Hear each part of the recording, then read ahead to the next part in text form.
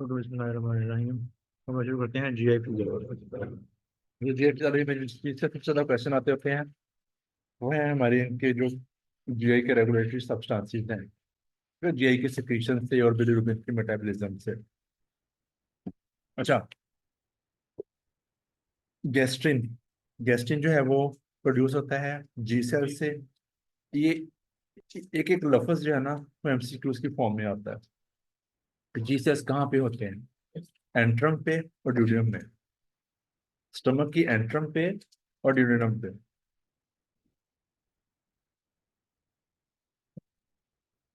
तो ये देखो, ये स्टमक के ना पार्ट्स होते हैं, पता है ना? इस इसोफेगस, तो पहला पार्ट इज कॉल्ड कार्डिया, ये वाला पार्ट इज कॉल्ड फंडस। ये सारी इसकी बॉडी है। इसका लेसर कर्वेचर, इसका ग्रेटर कर्वेचर।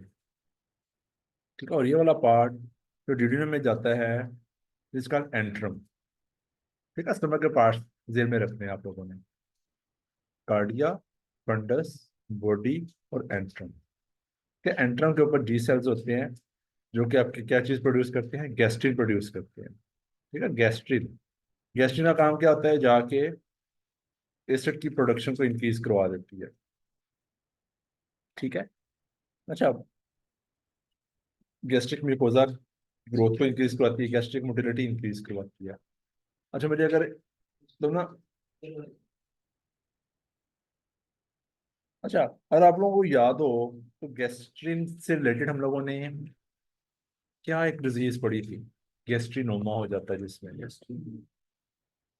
पेशेंट को जिसमें गैस्ट्रिक ऊपर चला जाता है इससे पेशेंट को। गैस्ट्रिन नहीं नहीं, गैस्ट्रिन गैस्ट्रिन प्रोड्यूसिंग ट्यूमर होता है जिससे पेशेंट को पेट में अल्सर्स बनते हैं, स्टमक में, ड्यूडेनम में, और बाकी जुजिनम आदि में भी अल्सर बने होते हैं। तो डिजीज का नाम याद है या? कार्सिनोइड इसका नहीं है। जुलिंजर एलिसन सिंड्रोम। जुलिंजर एलिसन सिंड्रोम बार बार हमने पढ़ा था, रिमेम्बर? गैस्ट्रिनोमा इसके आगे एंड पे लिखा भी हुआ है नोट्स के अंदर। ठीक है। अच्छा, गैस्ट्रिन का क्वेश्चन आप लोगों को किस किस तरीके से आएगा कि प्रोड्यूस कहाँ से होता है? जी सेल से। और जी सेल्स कहाँ पे होते हैं? का मेन काम क्या है? एसिड एसिड की प्रोडक्शन और इससे रिलेटेड जुलेजर एलिसन सिंड्रोम, गैस्ट्रिनोमा। ठीक है। अच्छा, इसका एक और क्वेश्चन जो हाई लेवल एग्जामिनेशन में आता था वो ये है कि जब पेशेंट पीपीआई यूज करता है ना, पीपीआई क्या काम करते हैं? आपके एसिड को डिक्रीज करते हैं। ठीक है, तो उसके नतीजे में गैस्ट्रिन इंक्रीज होना शुरू हो जाता है। गैस्ट्रिन इंक्रीज हो जाता है as a response of PPI use, तो वो मसल स्टिमुलेट कर रहे होते हैं। उसी की वजह से लिंगर टेंशन सिंड्रोम भी होता है। नहीं, पीपीआई का रिवर्स वर्जन। नहीं, बीपीए के रिवर्स में गैस्ट्रिनोमा नहीं होगा, लेकिन हाइपरगैस्ट्रिनीमिया होगा। गैस्ट्रिन लेवल इंक्रीज होगा, लेकिन गैस्ट्रिनोमा डिफरेंट थिंग है। गैस्ट्रिनोमा क्वेश्चन आप लोगों को आएगा कि पेशेंट है, वो पीपीआई भी ले रहा है, लेकिन उसका एब्डोमिनल पेन नहीं ठीक होता, और एंडोस्कोपी में मल्टीपल जगह पे अल्सर है। अच्छा, नेक्स्ट इज स्मेटोस्टेटिन। स्मेटोस्टेटिन प्रोड्यूस होता है डी सेल्स से। डी सेल पेनक्रियास के अंदर होते हैं। और स्मेटोस्टेटिन जैसे मैंने कहा था कि जीआई की ब्रेक्स है, ऊपर को पूरी बॉडी की ब्रेक्स है। स्मेटोस्टेटिन पूरी बॉडी के सिक्रीशंस को कम कर देता है, चाहे स्टमक की सिक्रीशंस हो, पेनक्रियास की सिक्रीशंस हो, इंटेस्टाइन की सिक्रीशंस हो, गॉल ब्लैडर कॉन्ट्रैक्शन करवाता है, और इंसुलिन ग्लूकागॉन की रिलीज को भी डिक्रीज करता है। बस स्मेटोस्टेटिन के अलावा क्या याद रखना है? ब्रेक्स। ठीक है। जब एसिड आता है तो इंक्रीज हो जाता है, वेगो स्टिमुलेशन आती है तो डिक्रीज हो जाता है। Inverse secretion of various hormones, like हमने इसको फिर कहाँ भी यूज करते हैं? कौन सी डिजीज में यूज करते हैं? हम एंडोक्राइन में पढ़ा था, जियाब्रीड में। शाबाश। और कौन से हार्मोन के सिक्रीशन काम करता है जिसके? शाबाश, एक्रोमेगाली। ठीक है, octreotide is an analogue used to treat acromegaly, carcinoid syndrome और वेरिसेबल ब्लीड। ठीक है, एक्रोमेगाली, कार्सिनाइड, और आपकी है सी की वजह से वेरिसेबल की जो ब्लीड है उसमें। अच्छा, next is cholecystokinin. Cholecystokinin release होता है आई सेल्स से। आई सेल्स होते हैं ड्यूडेनम और जुजिनम के अंदर। अब ये पेंक्रियाज की सिक्रीशंस, गॉलब्लैडर की सिक्रीशंस इसको बढ़ाता है। इसका क्या मतलब हुआ कि जब स्टमक से खुराक आगे आएगी तो अब आगे उसको हजम करने के लिए पेंक्रियाज और गॉलब्लैडर की सिक्रीशंस चाहिए। साथ ही गैस्ट्रिक एम्पटिंग को डिक्रीज कर देता है। ठीक है। अच्छा, जो इंक्रीज हो जाता है फैटी एसिड जब ज्यादा आए तो कोलेस्ट्रोकाइनिन भी ज्यादा रिलीज होता है। अच्छा जी, फिर secretin. Secretin produce is produce from S cells. अब हमने देखा सबसे ऊपर है स्टमक, और स्टमक के आगे क्या है? हाँ? जब कोई जैसे कोलिडोकोलिसिस हो गया तो उसमें इसकी वजह से पेनिक्लेटाइटिस हो गया, secretion increase कर रहा है। जब इसकी obstruction वजह होगी पेनक्रियाज के बहुत। कोलिसिस्टाइटिस तो होता है आपके स्टोन्स की वजह से ना। हाँ नहीं, अगर उसकी वजह से obstruction हो गई, जैसा पेनिक्लेटाइटिस करवा देता है ना, स्टोन आके हाँ, स्टोन आके तो उस जगह पे। इसकी पेशेंस ज्यादा होती नहीं, कोलिसिस्टाइनिन का अगर तुम पेंक्रेटाइटिस इसका ताल्लुक जोड़ने की कोशिश कर रहे हो ना, तो स्फिंक्टर ऑफ ओडाई की रिलैक्सेशन करवाता है। स्फिंक्टर ऑफ ओडाई क्या होता है कि जहाँ पे आके आपकी जो सीबीडी और पेंक्रियाटिक डक्ट मिलके आपकी ड्यूडेनम के अंदर खुल रही होती है। रिमेम्बर, इस एरिया को हम स्फिंक्टर ऑफ ओडाई कहते हैं। अगर ये खुला होगा तो सिक्रीशन अंदर आएंगी। एक एक बीमारी होती है, इसको कहते हैं स्फिंक्टर ऑफ ओडाई डिसफंक्शन। वो पेंक्रेटाइटिस की काज होती है। आप लोगों ने ईयर सिकिंग में काम किया हुआ, है। पेशेंट को रिकरेंट पेंक्रेटाइटिस हो रहे हो ना, तो हम लोग जो है ना इस फिल्टर होता है जो इसकी स्फिंक्टरोटमी कर देते हैं, ताकि सिक्रीशंस बगैर किसी रुकावट के ड्रेन होती रहे। अगर पेंक्रियाज के यहाँ पे सिक्रीशंस रुक जाए तो क्या होगा? तो पीछे से इकट्ठा होना शुरू हो जाएगा। यही रीजन होती है पेंक्रेटाइटिस की। इसी वजह से बीज को बिलियरी पेंक्रेटाइटिस कहते हैं। तो बायोस्टोन्स की वजह से पेंक्रेटाइटिस हो गया पेशेंट को। तो कोलेसिस्टोकाइनिन तो इस स्फिंक्टर की रिलैक्सेशन करवा रहा है, तो पेंक्रेटाइटिस होने से बचा रहा है। ठीक है। सर यहाँ पे कॉमन बाइल डक्ट और साथ पेनक्रियाज की पेंक्रेटिक डक्ट दोनों आके मिलती हैं, मिलकर स्फिंक्टरोडाई में स्फिंक्टरोडाई में खुलती। एक आ रही है, यानी एक सीबीडी और एक पेनक्रियाज। हम लोगों ने बिलियरी एनाटमी याद नहीं आप लोगों को? हम लोगों ने ये देखो यहाँ पे, ये ऊपर से आपकी सीबीडी बनी। सीबीडी जो है वो पेंक्रेटिक डक्ट के साथ मिली, और ये इस जगह पे आके ड्रेन हुई। इस एरिया को हम स्फिंक्टरोडाई कहते हैं। तो इसके अंदर सिक्रीशंस दोनों तरफ से आ रही हैं, पेंक्रियाज से भी और ऊपर गॉल ब्लैडर से भी, लिवर से भी।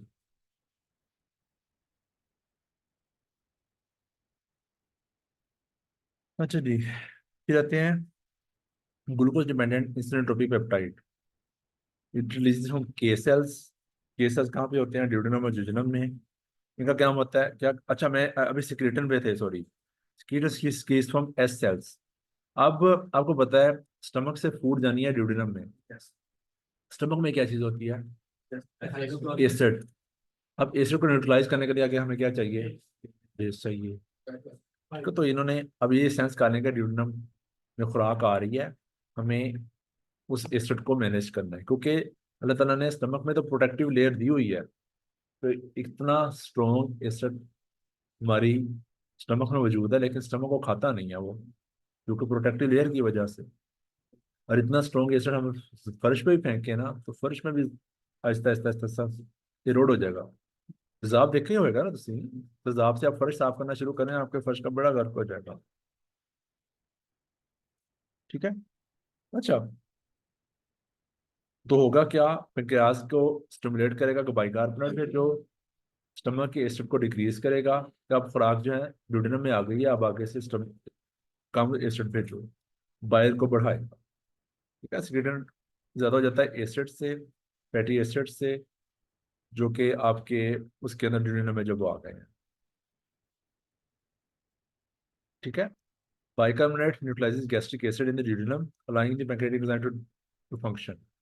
अब पैंक्रियाटिक एंजाइम्स को काम करने के लिए एनवायरनमेंट न्यूट्रल सा चाहिए, ना ज्यादा एसिडिक ना ज़्यादा अल्कलाइन। अच्छा जी, फिर आते हैं आपके जीआईपीस। जीआईपीस का जिक्र हम लोगों ने एंडोक्राइन में भी पढ़ा था, रिमेम्बर, इन केराटिन इफेक्ट। जैसे मैंने आपको वो चीज़ सिखाई थी कि हम लोग जब एक इंसुलिन का बेसल लेवल होता है, एक पोस्ट प्रेंडियल लेवल होता है शुगर का और इंसुलिन का, ठीक है। तो जब उसमें आती है तो इनका मेन काम होता है इंसुलिन की रिलीज का, साथ ही ये गैस्ट्रिक एसिड की सिक्रीशन भी कम करवाते हैं, क्योंकि ड्यूटेनस से रिलीज हो रहे हैं ना, तो एसिड को उन्होंने कम करवाना ही करवाना है, ठीक है। Also called gastric inhibitory peptides.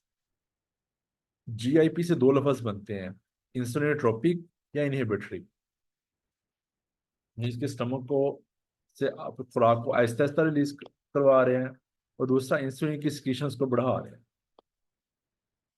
ठीक है। इस वजह से मैंने आपको एक चीज़ सिखाई थी कि जब हम खाना खाते हैं तो बॉडी में इंसुलिन ज़्यादा बनती है बनिस्बत हम लोग इंसुलिन, शुगर अगर आईवी दे दें तो इंसुलिन कम बनेगी, इसको इनक्रेटिन इफेक्ट कहते हैं। अच्छा, फिर होते हैं मोटिनिन। मोटिनिन प्रोड्यूस होता है स्मॉल इंटेस्टाइन से। It produces migrating motor complexes, increase in fasting state. Motilin receptors agonist for example erythromycin are used to stimulate intestinal peristalsis. Motilin means अब आपने खुराक को आगे मूव करवाते जाना है, जैसे प्रोकाइनेटिक। अच्छा, आपने अभी इसमें एक चीज पढ़ी है, दैट इज एरिथ्रोमाइसिन। ये क्या होती है? एंटीबायोटिक का, शाबाश। अब एंटीबायोटिक को हम लोग दे रहे हैं पेशेंट के गैस्ट्रोपेरिसिस को ट्रीट करने के लिए, हम पेशेंट के स्टमक को मूव करवाने के लिए दे रहे हैं। तुमने सुनी है बात कभी? मोटिलियम देते हैं, अगर इथ्रोमाइसिन तो नहीं ना देते। हाँ, इथ्रोमाइसिन मोटिलिन को स्टिमुलेट करती है क्योंकि उसका एगोनिस्ट है ये, और स्टमक जो रुका हुआ है गैस्ट्रोपेरिसिस जो डायबिटीज मेलिटस की वजह से हुआ हुआ है, उसके लिए हम एरिथ्रोमाइसिन भी दे सकते हैं, ठीक है। अच्छा जी, फिर तो वीआईपी, वेसोएक्टिव इंटेस्टिनल पेप्टाइड, तो जो प्रोड्यूस होता है parasympathetic ganglia in the sphincters, gallbladder और स्मॉल इंटेस्टाइन्स। इसका काम क्या होता है कि इंटेस्टाइन के वाटर और इलेक्ट्रोलाइट का एक्सक्रीशंस करवाना, और इंटेस्टिनल मसल्स की रिलैक्सेशन करवाना, ठीक है।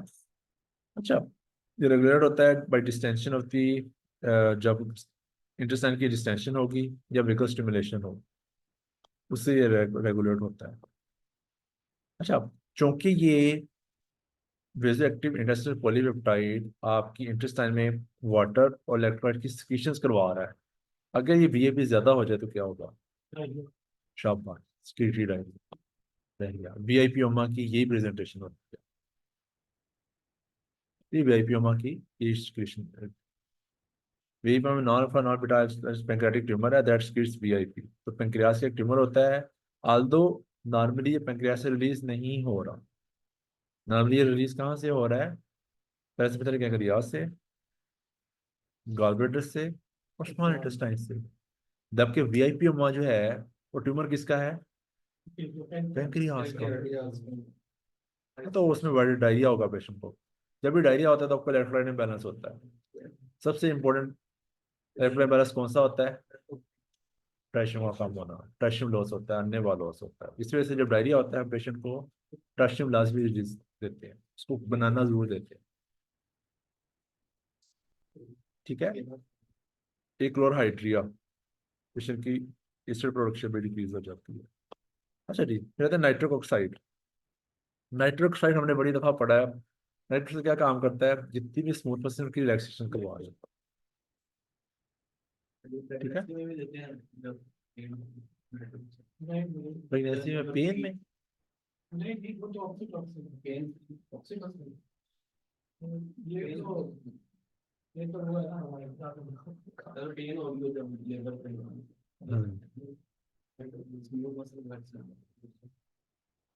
Pen free labour.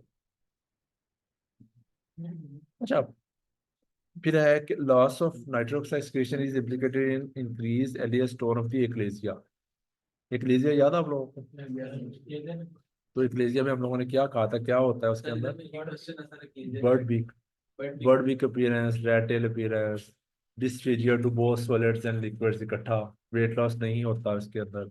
इसके अंदर आपका जो लोअर इसोफेगस है ना वो खुलता नहीं है टाइम पे, और ना खुलने की वजह क्या है, नाइट्रोजन ऑक्साइड नहीं आता वहां पे। Next- एक्लेजिया और इसोफेगल कार्सिनोमा दोनों में डिफरेंस कैसे करेंगे सर? इसमें लिक्विड पहले होता है या सॉलिड बाद में होता है एक्लेजिया में? अच्छा मेरी बात सुनो, जो कैंसर होता है ना वो क्या चीज होती है? आप देखो ना, एक कैंसर एक है डेवलप हुआ, पहले गिल्टी एनी छोटी जी सी, उसने आधा इसोफेगस को घेरा हुआ था, खुराक भी गुजर जाती थी, पानी भी गुजर जाता था। अब गिल्टी जो है ना बड़ी हो गई है, इतनी बड़ी हो गई है, अब इससे क्या होगा, पानी तो गुजर जाएगा तो आग नहीं गुजरेगी। तो प्रोग्रेसिव डिस्फेजिया, पहले सॉलिड्स को फिर लिक्विड्स को, अलोंग विद वेट लॉस। जब मरीज खाना ही नहीं खाएगा तो उसका वेट लॉस होगा। ये फीचर्स हैं मैलिग्नेंसी के, ठीक है। जबकि जो एक्लेजिया है उसमें क्या हुआ है कि आपका जो लोअर स्फिंक्टर है वो रिलैक्स नहीं होता, सही टाइम पे खुलता नहीं है। Dysphagia to both solids and liquids इकट्ठे शुरू होता है, लेकिन मरीज कुछ ना कुछ जोर लगा के खाना फिर भी खा लेता है, इस वजह से इसका वेट लॉस नहीं होता, नो वेट लॉस। सर ये क्वेश्चन बराबर है, बिल्कुल बिल्कुल इसका जवाब मुझे लगा सेम प्रेजेंटेशन थी, लेकिन वेट लॉस की हिस्ट्री, वेट लॉस की हिस्ट्री भी थी सर। हाँ, एक्लेजिया में लंबे अरसे तक एक्लेजिया रहे तो वेट लॉस हो जाएगा डेफिनेटली। मरीज खाना नहीं खाएगा, उसको जोर लगाना पड़ेगा तो नहीं, उसका उसका वेट लॉस होना शुरू हो जाएगा। कैसे हो सकता है कि वो खाना नहीं खा रहा, वो खाना उसको हाँ, वजन स्टार्ट खाना वजन नहीं रहा तो वेट लॉस हो भी सकता है ना। साइड का एक वो बाद में पढ़ा था कि लैब टेस्ट में लेजर के साथ क्या लिंक है, लेजर नाइट्रिक ऑक्साइड टेस्ट करते हैं कार्टागनर सिंड्रोम, कौन सा सिंड्रोम? कैंडी कैंडी कार्टेजनर सिंड्रोम, इमोटाइसीरिया होते हैं उसके अंदर। नाइट्रिक ऑक्साइड टेस्ट करते हैं लेजर नाइट्रिक। ये मेरे ज़हन में नहीं। कार्टेजनर सिंड्रोम तो वही है ना कि पेशेंट को इमोटाइल, जब सीरिया इमोटाइल होंगे तो सारी सिचुएशंस आपकी मूव ही नहीं करेंगी, पेशेंट को इनफर्टिलिटी नहीं पड़ा होगा। तो हमारा ग्रेलिन, ग्रेलिन स्टमक से रिलीज होता है, आपकी एपेटाइट इंक्रीज करवाता है, फास्टिंग स्टेट में इंक्रीज हो जाता है, फूड से कम हो जाता है। Increase in Prader Willi syndrome, decrease in gastric bypass surgery. जो प्रेडबिलिटी सिंड्रोम होता है कि इसमें पेशेंट की भूख में इजाफा हो जाता है, तो पेशेंट का वेट गेन होना शुरू हो जाता है। और जब स्टमक ही निकाल देंगे तो कैलोरी आपका कम हो जाएगा, तो भूख कम लगेगी। ठीक है, तो ये भूख लगवाने वाला हार्मोन है, ग्रेलिन इज भूख लगवाने वाला हार्मोन। अच्छा जी, ये तो थे जीआई की रेगुलेटरी सब्सटेंस जो जीआई को रेगुलेट कर रहे थे। अब जीआई से जो चीजें रिलीज हो रही हैं सिक्रीटरी प्रोडक्ट्स, वो कौन कौन सी हैं? इंट्रिंसिक फैक्टर जो रिलीज होता है पाइटल सेल से, ये भी क्वेश्चन आता होता है, तो इंट्रिंसिक फैक्टर कहाँ से रिलीज होता है? पाइटल सेल से। Vitamin B12 binding protein required for B12 Uptake in the terminal आइवियम। अब इंट्रिंसिक फैक्टर और बी12 दोनों ने मिलके इकट्ठे अब्जॉर्ब होना है, ठीक है। अगर पाइटल सेल्स ही नहीं होंगे, इंट्रिंसिक फैक्टर ही नहीं होगा, तो बी12 अब्जॉर्ब नहीं होगा, ठीक है। तो प्राइटिस किस कंडीशन में डिस्ट्रॉय हो सकते हैं? तो स्टमक में इन्फ्लेमेशन आ जाए, like automatic destruction of the parietal cells leading to gastritis, ठीक है। जब स्टमक की इन्फ्लेमेशन हो तो प्राइटिस सेल्स ही नहीं होंगे, जब प्राइटिस सेल्स नहीं होगा तो इंट्रिंसिक फैक्टर भी नहीं होगा, इंट्रिंसिक फैक्टर के खिलाफ भी एंटीबॉडीज बन जाती हैं, ठीक है। तो लीड्स टू पर्नीशियस अनीमिया। कोई भी सर स्टमक स्ट्रेस हो उस वजह से स्टमक स्ट्रेस ज्यादा प्रोडक्शन। नहीं, इसमें autoimmune destruction of parietal cells, intrinsic factor के एंटीबॉडीज बने। अच्छा, गैस्ट्रिक एसिड, गैस्ट्रिक एसिड जो है प्रोड्यूस होता है प्राइटस सेल्स से। इसका काम क्या है? एसिड का खुराक को हजम करना, ठीक है। स्टमक की पीएच डेफिनेटली एसिड है, पीएच डिक्रीज हो जाएगी। हिस्टामिन से ज्यादा होता है, विगोस्टिमुलेशन से ज्यादा होता है, गैस्ट्रिन से ज्यादा होता है। आपका ये स्टमक किस किस चीज़ों से ज्यादा हो रहा होता है? हिस्टामिन से, इस वजह से हम लोग एंटी हिस्टामिन दवाइयाँ देते हैं। एंटासिड याद है आप लोगों को, हमने फार्माकोलॉजी में पढ़ी। इसी एंटासिड का नाम बताओ, एंटी हिस्टामिन का। एंटी हिस्टामिन कौन सी जो जो इसमें काम आती है जो H2 हाँ, एच रिसेप्टर ब्लॉकर, कौन सी उनका नाम बताओ, शाबाश। सिमेटिडीन, रेनाटिडीन, शाबाश बस। रेनाटिडीन, सिमेटिडीन, फेमोटिडीन, ठीक है। सर ये विगो स्टिमुलेशन अभी भी ये प्रिस्क्राइब करते हैं प्रैक्टिकल से? करते हैं, बहुत करते हैं। तो गैस्ट्रिन, गैस्ट्रिन से एसिड प्रोडक्शन इंक्रीज होती है, आपको याद भी हमने हमने पढ़ा। और मेटोस्टेटिन, जीआईपी और प्रोस्टाग्लैंडिन और सिक्रेटिन, ये आपकी जीआई की एसिड को डिक्रीज कर देते हैं, ठीक है। अच्छा, रहता है पेप्सिन। पेप्सिन रिलीज होता है चीफ सेल्स से। चीफ सेल्स कहाँ पे होते हैं? स्टमक के अंदर।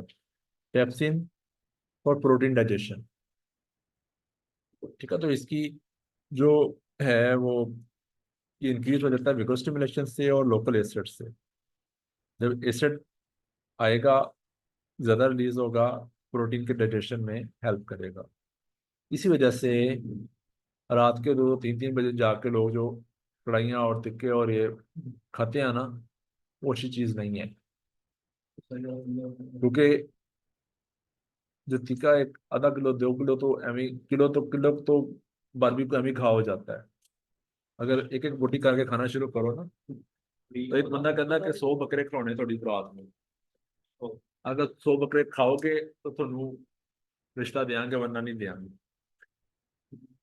वो कहते ਅਸੀਂ कंज खाई है 100 बकरे। फिर उनमें से एक सियाना बंदा उठ खड़ा हुआ, कहता हाँ ठीक है, लेकिन साड़ी भी शर्त है कि बकरा एक एक ज़िबा करके लेके आओ। वो 100 बंदे थे, तो 100 बंदों पे एक एक बकरे की एक एक बोटी आनी थी। और जितनी देर जो पकते जाते वो 100 बकरे खा ले, 100 लोग खा ले। तो अब घर में पकौड़े शकौड़े बन रहे हो, और 5-5 किलो पकौड़े आप वैसे बैठे खा जाएंगे। अम्मा बना के ला रही हूँ, एक एक पकौड़ा आता है सबको, वो तो पता ही नहीं चलता। तो प्रोटीन तो ढेर सारी खा होती है, समझ लगे नहीं। तो ज्यादा प्रोटीन आएगी तो ज्यादा आपकी विगो स्टिमुलेशन होगी, ज्यादा विगो स्टिमुलेशन होगी, ज्यादा एसिड प्रोड्यूस होगा। इसी वजह से स्टमक के प्रॉब्लम्स एसिडिटी के ज्यादा होते हैं। इस रात के वक्त प्रोटीन हैवी गज़ा नहीं खानी चाहिए। वो रात को आपकी एक्टिविटी कम हो जाती है, आपने वैसे ही सोना होता है, आपने लेटना होता है, ठीक है। इस वजह से प्रोटीन वाली जो गोश्त वाली चीजें हैं, वो गोश्त और ज्यादा दाना दिन के टाइम खा लिया करो। हाँ, उसको हजम करके सोना। अच्छा जी, pepsinogen is active, is converted to pepsin in the presence of enzymes, ठीक है। अच्छा, पेप्सिनोजन एक्टिव इनएक्टिव फॉर्म है जो पेप्सिन में कन्वर्ट होता है। और क्यों कन्वर्ट होता है? क्योंकि जो स्टमक का एसिड रहता है वो पेप्सिनोजन को पेप्सिन में कन्वर्ट करता है, और ये पेप्सिन आपकी प्रोटीन की डाइजेशन में हेल्प करता है। अच्छा, रहता है बाइकार्बोनेट। बाइकार्बोनेट कैसे, बाइकार्बोनेट क्यों जरूरी है? क्योंकि स्टमक में एसिड है, उसको न्यूट्रलाइज करने के लिए, ठीक है। तो ये कहाँ कहाँ मौजूद है? स्टमक में, ड्यूडेनम में। क्योंकि स्टमक के जस्ट आगे ड्यूडेनम है ना, वहाँ पे तो चाहिए ना हमें, तो कुछ प्रोटेक्शन चाहिए। आपके स्लीवरी के अंदर पेंक्रियास एंड ब्रूनर्स ग्लैंड जो ड्यूडेनम के अंदर होते हैं, मेन काम आपको पता ही है, गैस्ट्रिक को न्यूट्रलाइज करना है। ये रेगुलेट कैसे होगा? By increase by pancreatic and biliary secretions with secretin, ठीक है। अच्छा, mucus, trap in mucus that covers the gastric epithelium.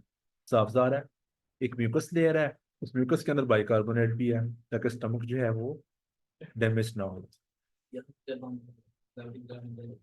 हाँ, वो म्यूकस, उसके अंदर भी खाना चबा चबा खाने का हुक्म क्यों है? क्योंकि मुंह के अंदर जो सलीवरी ग्लैंड्स हैं, इनमें भी हमारे एंजाइम्स मौजूद है ना, ठीक है। अच्छा जी, ये वो लोकेशन आ गई कि किस चीज से कहाँ पे कौन कौन से सेल्स मौजूद है। अभी हमने सारे सेल्स पढ़ लिए, ठीक है। K cells GIP, S cells secretin, I cells cholecystokinin, D cells आपकी स्मेटोस्टेटिन, आपकी जी सेल्स गैस्ट्रिन प्रोड्यूस करते हैं। गैस्ट्रिन का इफेक्ट क्या है? इन्होंने पाइटल सेल्स को स्टिमुलेट करना है, एसिड प्रोडक्शन ज़्यादा कर रहे हैं। पाइटल सेल्स से दो चीज़ें प्रोड्यूस हो रही हैं, एसिड और इंट्रिंसिक फैक्टर। तो ये पिक्चर सारी हमने ऊपर जितना पढ़ा है उसकी समरी है। जीए फिजियोलॉजी में से ये सबसे इंपॉर्टेंट टॉपिक था। ठीक है, इसमें से आपको 2-3 हो सकते हैं एमसीक्यू आ भी जाए। Gastrin increases acid secretion primarily through its effect on enterochromatin cells rather than through direct effect on parietal cells। ठीक है, तो बेसिकली गैस्ट्रिन जाके इन ईसीएल सेल्स को स्टिमुलेट करती है। ईसीएल सेल हिस्टामिन प्रोड्यूस करवाते हैं, हिस्टामिन जाके parietal सेल्स को स्टिमुलेट करती है। ठीक है, इस वजह से एंटी हिस्टामिन मेडिसिन हम लोग एज एन एंटासिड दे रहे होते हैं। अच्छा जी, पेंक्रियाज की फंक्शंस क्या हैं? अल्फा माइलेज, माइलेज का काम है स्टार्च को डाइजेस्ट करना। लाइपेज नाम से जाहिर है फैट्स की डाइजेशन के लिए। प्रोटीएस प्रोटीन की डाइजेशन के लिए। ठीक है। अच्छा, प्रोटीएस डिफरेंट एंजाइम्स हैं लाइक ट्रिप्सिन, कीमोट्रिप्सिन, इलास्टेज, कार्बोक्सीपेप्टाइडेजेस। ठीक है, और ये जितने भी हैं ये पहले इनएक्टिव फॉर्म में रिलीज होते हैं, जाके ड्यूडेन में जाके एक्टिवेट होते हैं। मिलेगी नहीं, इसका पता है ना, अगर ये पेंक्रियाज के अंदर ही एक्टिवेट हो जाए तो क्या होगा? वो अपने साथ पेंक्रियाटाइटिस। क्योंकि हमारा अल्लाह ताला ने इतना खूबसूरत सिस्टम रखा हुआ है कि हम लोग पूरी पूरी देख गोश्त की खा जाते हैं, वो सारी हजम हो जाती है, लेकिन पेंक्रियाज जो बना हुआ है वो भी तो गोश्त गोश्त का ही बना हुआ है ना, वो नहीं हजम होता क्योंकि वहाँ पे एंजाइम्स इनएक्टिव फॉर्म में पड़े होते हैं। वहाँ के स्टमक के एसिड में मिलते हैं, उनको एनवायरनमेंट चेंज होता है तो वो एक्टिवेट होते हैं। ठीक है। हमारे एक्टिव सामने तो माइलेज वह एंजाइम है जो एक्टिवेट फॉर्म में ही रिलीज हो रहा है। जो trypsinogen converted to active enzyme trypsin, activation of other coenzymes including additional trypsinogen molecules into active trypsin। तो जो ट्रिप्सिनोजन है ये बाकी इन एंजाइम्स की भी एक्टिवेशन करवा रहा होता है। ठीक है, converted trypsin by enterokinase, enteropeptidase, brush border enzyme on the duodenal and jejunal mucosa. समझ लगी? कि प्रोड्यूस ये पेंक्रियास से हो रहे हैं, लेकिन एक्टिवेट किससे हो रहे हैं? ड्यूडेनल जिजनम में जाके वहां के एक एंजाइम से। That enzymes name is enterokinase या एंटेरोपेप्टाइडेज, जो कि मौजूद है कहाँ पे? आपकी ड्यूडेनम और जिजनम के अंदर। एक इम्पोर्टेंट पॉइंट है, प्रैक्टिकली भी बहुत इंपॉर्टेंट है, वाइवे के हिसाब से भी। ठीक है, हमारे पेंक्रियास में से एंजाइम जितने होते हैं वो इनएक्टिव होते हैं स्वाय माइलेज के। अच्छा जी, कार्बोहाइड्रेट ने एब्जॉर्ब कैसे होना है? कार्बोहाइड्रेट हम लोग डिफरेंट चीज़ों में खाते हैं। मीठी चीज़ें हो गई, हमारा मैदा हो गया, हमारी रोटी हो गई, नान हो गया, ब्रेड हो गई। ठीक है, केक्स हो गए, चॉकलेट्स, बेकरी, जितना कुछ सारा कार्बोहाइड्रेट, आप लोगों को इसका चीज़ का आइडिया है। लेकिन कार्बोहाइड्रेट जाके मेटाबोलाइज होता है इन सारी चीज़ों से। ये जो माइलेज उसको मुंह से ही चुबाना शुरू करते हैं हम लोग, सिलिवरी माइलेज होता है, पेंक्रियाज का माइलेज आता है, ये इसको कन्वर्ट करता है मोनोसेक्राइड्स। वाई? क्योंकि सिर्फ मोनोसेक्राइड ही अब्जॉर्ब हो सकते हैं। ठीक है, ग्लूकोज, ग्लैक्टोज और फ्रुक्टोज, ये 3 मोनोसेक्राइड्स हैं। Glucose and galactose are taken up by the SGLT1. Fructose is taken up by glucose transporter 5। ठीक है, तो ये बात का ये क्वेश्चन भी पूछ सकते हैं, ग्लूकोज और गैलेक्टोज किससे एब्जॉर्ब हो रहे हैं और फ्रुक्टोज किससे एब्जॉर्ब हो रहा है? All are transported to blood by glucose transporter 2। Means अगर इस तरफ से हम लोग देखें तो SGLT1 और GLUT5। SGLT1 आपकी ग्लूकोज और गैलेक्टोज को एब्जॉर्ब करवा रहा है, तो ग्लूकोज ट्रांसपोर्टर 5 जो है वो फ्रुक्टोज को एब्जॉर्ब करवा रहा है। जबकि आपके जो यहाँ से फिर इन्होंने ब्लड में जाना है ना, आपकी इन अंतड़ियों ने सारे ग्लूकोज को, सारी अमीनो एसिड को एब्जॉर्ब करके आपको ब्लड में भेजना है ना, तो ब्लड में ये ट्रांसपोर्ट होगा ग्लूकोज ट्रांसपोर्टर 2 से। ठीक है, desalination test simple sugar that requires intake because of absorption but does not require the digestive enzymes, helps distinguish GM glucose damage from other causes of malabsorption। ज्यादा समय लगी, glucose transport की समय लग गई। तीन मेन मोनोसैकराइड्स हैं, glucose, galactose और फ्रुक्टोज। ग्लूकोज और ग्लैक्टोज दोनों SCLT1 से सोडियम डिपेंडेंट है, ठीक है, जबकि फ्रुक्टोज होती है F से 5 ग्लूकोज ट्रांसपोर्टर 5, जबकि ब्लड में जाना इन्होंने किस चीज से, ग्लूकोज ट्रांसपोर्टर 5 के थ्रू। अच्छा, ये एक थोड़ी सी मुश्किल सी बात लिखी हुई थी, डीजल और स्ट्रेस हम लोग करते होते हैं जिन पेशेंट्स को मेल एब्जॉर्प्शन के लिए वर्कअप हम कर रहे हो।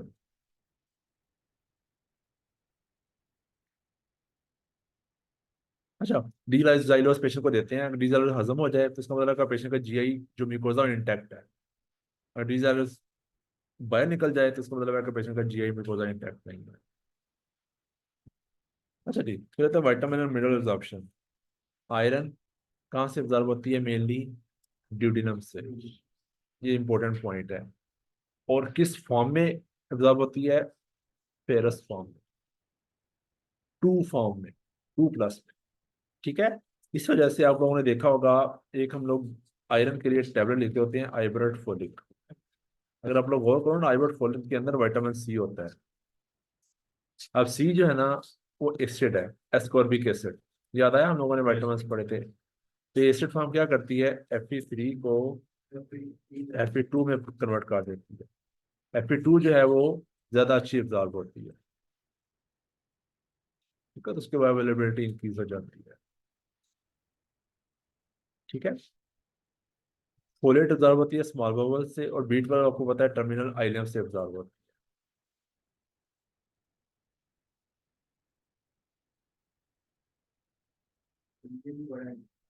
ये तीनों जो लफ्ज है ना, ये इंपॉर्टेंट थे बहुत ज्यादा, कि आयरन जो है वो ड्यूडेनम से एब्जॉर्ब होती है, इसका फार्मूला दिया हुआ है आयरन फर्स्ट ब्रो, यानी कि आयरन सबसे पहले एब्जॉर्ब होनी है। और B12 टर्मिनल आइलम में एब्जॉर्ब होनी है। अब किसी पेशेंट को क्रोहन्स डिजीज हो और हम उसकी सर्जरी हो जाए, या किसी पेशेंट को एब्डोमिनल कोई ट्रॉमा हुआ है, या फायर इंजरी हुई है, या कुछ चाकू छुरी लगी है, उसके वो गट का हिस्सा निकालना पड़ गया, तो क्या होगा, उस गट के हिस्से से चीजें एब्जॉर्ब होने की जरूरत नहीं पड़ेगी, वो उसको एक्सटर्नली देनी पड़ेगी। वैसे नहीं पड़ेगी। अब टर्मिनल आइलम निकाल दी है, तो टर्मिनल आइलम से आपके बीट में एब्जॉर्ब होना था, बीट वाइस पड़ेगा, ठीक है। इस वजह से जब कोई गट की रिसेक्शन हो तो फिर हम लोगों को ये चीजें वैसे देनी है।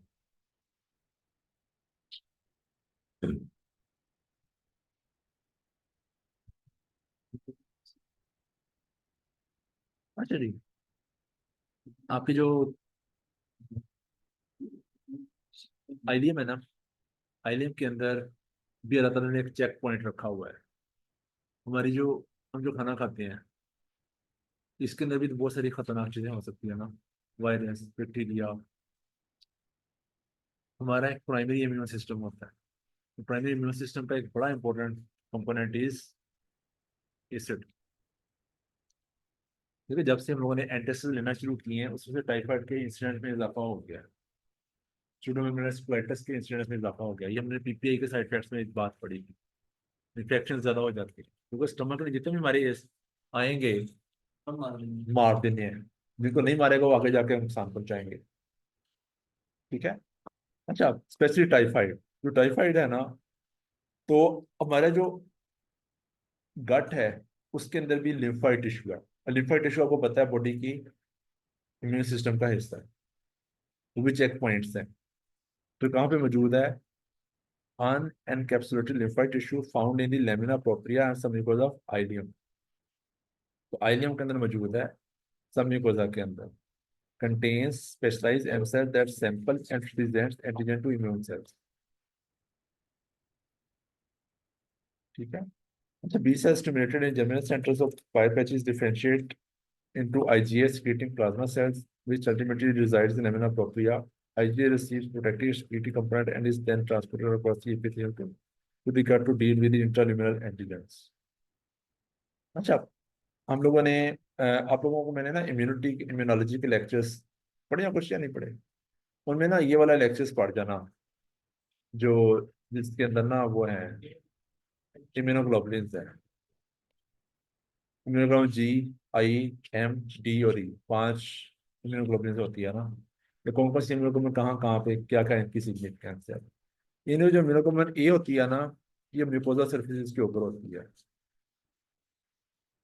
ठीक है, तो ये भी म्यूकोजा सरफेस है ना, म्यूकोजा ही होता है ना अंदर वाली साइड जो, तो म्यूकोजा सरफेस के ऊपर ये आईजीए होती है। तो इन एंटीबॉडीज का काम यही होता है कि एंटीजन प्रेजेंटेशन करती है ये। अच्छा जी, फिर होता है bile. Bile is compose of bile salts. Bile salt क्या चीज होती है? Bile asters conjugated to glycine and taurine, making it water soluble. Number one bile salts, number two phospholipids, cholesterol, bilirubin, water and ions. ठीक है, तो bile जो है किस किस चीज से बनकर बनी हुई है? इन सारी चीजों से बनकर बनी हुई है। कोलेस्ट्रॉल 7 अल्फा हाइड्रोक्सी कैटालाइसिस रेटिव स्टेप ऑफ बायोसिंथेसिस। तो ये इम्पोर्टेंट है, कौन सा एंजाइम है इसका? रेट लिमिटिंग है। रेट लिमिटिंग से मुराद कौन क्या होता है? हमारे एफएससी में ये बड़ा पढ़ते होते थे। इस सारे प्रोसेस को जो कंट्रोल कर रहा होता है, तो ये वाला एंजाइम एब्सेंट हो तो सारा आगे से प्रोसेस रुक जाएगा। बाइल का काम क्या है आपकी? Mainly digestion of lipids and fat soluble vitamins. इसी वजह से बाइल प्रोड्यूस कहाँ से होती है? आप लिवर से। स्टोर कहाँ होती है? गॉल ब्लैडर में। इस वजह से जब पेशेंट फैटी मील खाता है तो उसको पेन होती है, क्योंकि पॉलीसिस्टाइटिस की पेन कब होती है? जब वो छिड़ता है। हाँ, जब वो फैट वाली खुराक खाएगा, गॉल ब्लैडर भेजेगा अपना, तो कॉन्ट्रैक्ट करेगा तो उसको पेन होगी। इस वजह से फैटी मील्स जब हम लोग खाते हैं तो आपको कोलेस्टेटिस की पेन होती है। अच्छा, cholesterol excretion, bodies primary means of eliminating cholesterol. Anti microbial activity, उसको पेन कम होगी क्योंकि बाइल तो रिलीज होती है ना। अगर अगर स्टोन पड़े हुए हैं, जितना ज्यादा बाइल आएगा उतनी बाइल इकट्ठी होगी, जमा होगी, उतने स्टोन्स बनेंगे।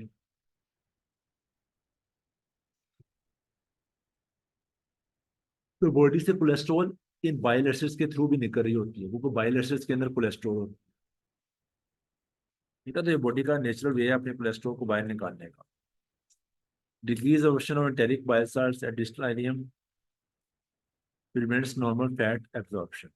ये काम किस चीज में हो रहा होता है? ऑब्स्ट्रक्टिव जॉइंट्स के। ऑब्स्ट्रक्टिव जॉइंट्स में क्या होता है? सीबीडी में स्टोन है, बाइल आगे आती नहीं है, तो टर्मिनल आइलम में जाके उसने फैट को ऑब्जॉर्व करवाना था।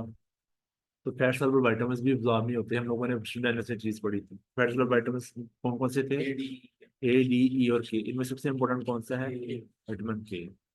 ठीक है, इस वजह से जिन पेशेंट को ऑब्स्ट्रक्टिव जॉन्डिस होता है उनको विटामिन के लाजमी देते हैं। उनको विटामिन के की कमी से क्या हो सकता है पेशेंट को?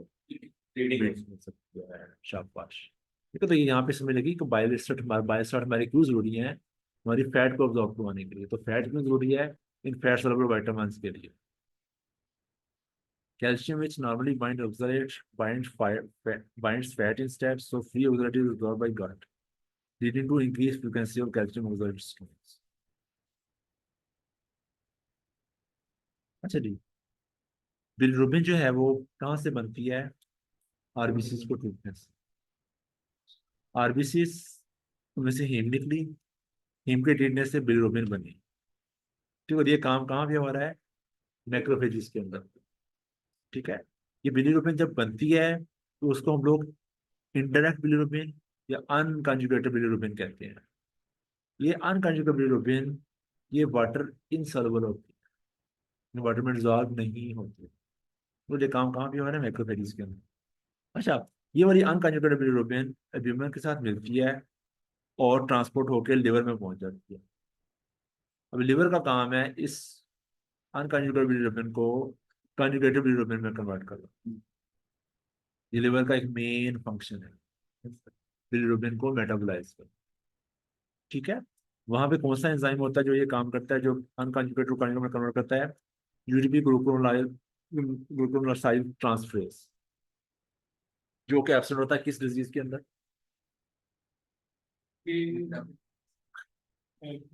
याद है? गिलबर्ट का ट्रीटमेंट में जान कर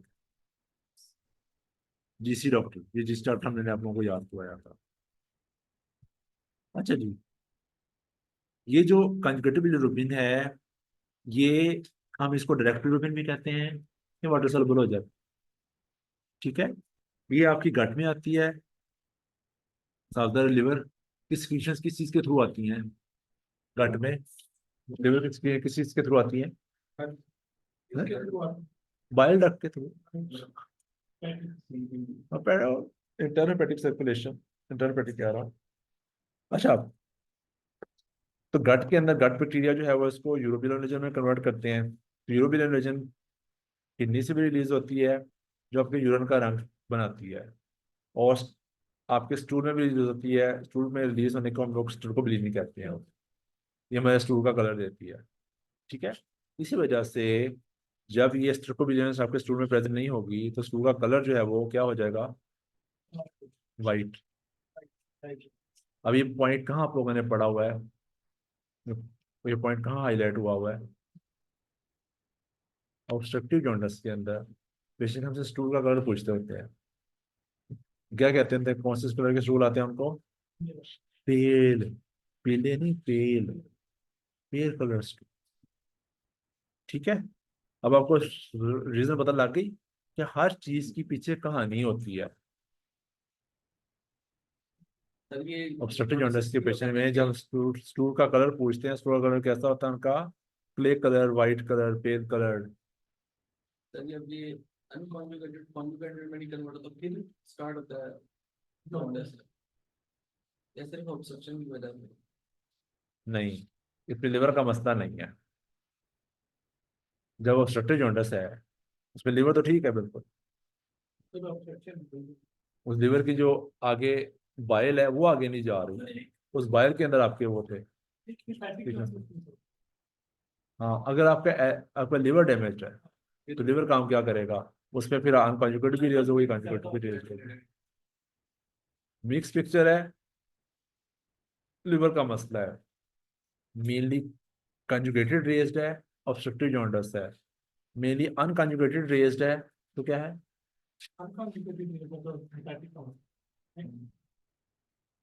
मेनली अनकंजुगेटेड बिलिरुबिन रेज किस डिजीज में होती है,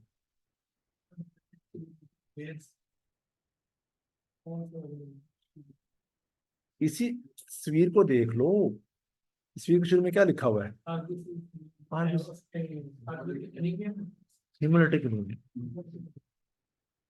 इस वजह से हिमोलिटिक एनीमिया में बिलिरुबिन जो रेज हो रही है मेनली कौन सी होती है, अनकंजुगेटेड। जबकि आपकी लिवर डिजीज से जो है बिलिरुबिन रेज होती है वो मिक्स पिक्चर होती है, और आपकी ऑब्स्ट्रक्शन टेंडर से जो होती है वो मेनली कंजुगेटेड बिलिरुबिन होती है। ठीक है, हम नमाज पढ़ते हैं।